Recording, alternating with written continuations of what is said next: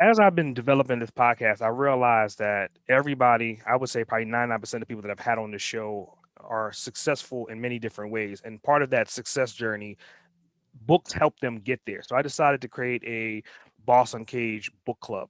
So what book are you currently reading or you have read before that you would recommend to someone? Um,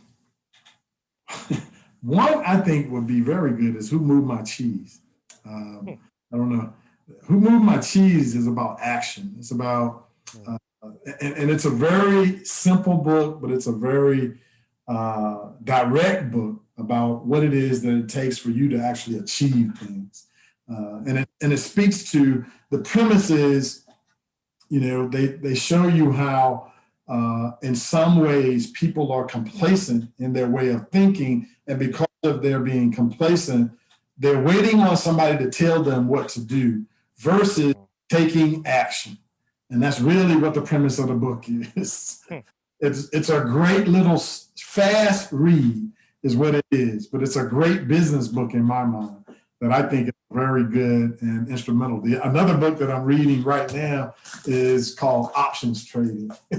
Nice. What I want to become more versed in trading options. So I'm reading, and then I'm going to take a course on it on how to actually use options as an investment tool.